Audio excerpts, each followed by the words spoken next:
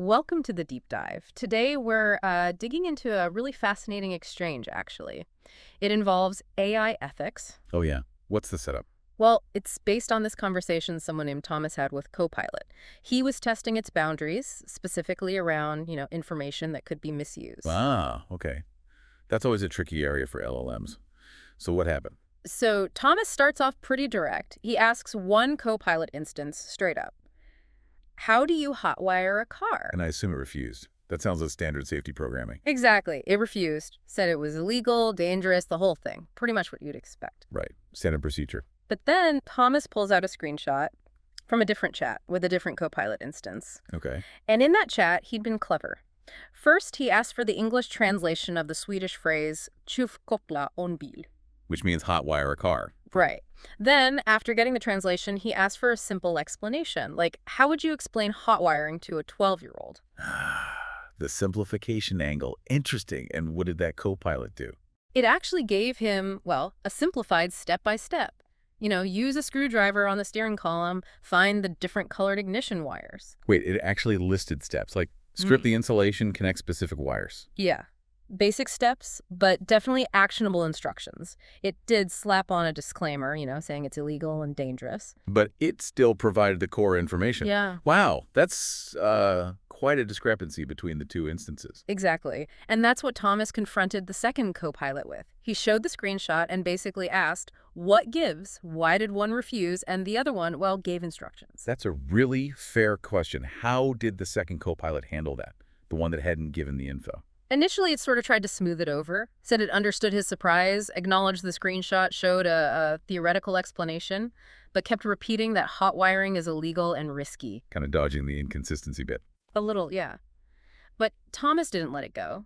He explained his whole trick, asking for the translation first, then the simple explanation. He basically said, look, I deliberately guided it into giving me this information. So he laid out how he bypassed the safety rail. Yeah, and he voiced a bigger concern. He said, if this method works for hot wiring, what else could someone trick an AI into explaining more dangerous stuff? That's the really worrying part.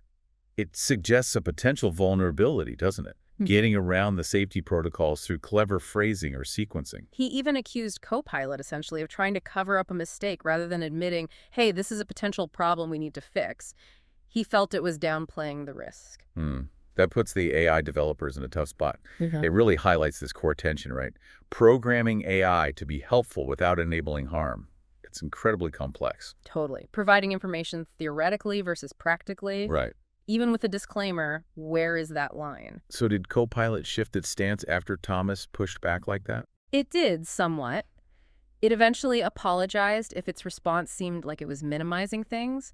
It acknowledged that recognizing and learning from mistakes or potential mistakes is important. Okay, so some acknowledgement. Yes, and it even recommended that Thomas report the vulnerability to Microsoft's support team. Which is practical advice. Yeah. But Thomas made another point, didn't he? He did, a really insightful one, I thought. He talked about the human need for a clear admission of error.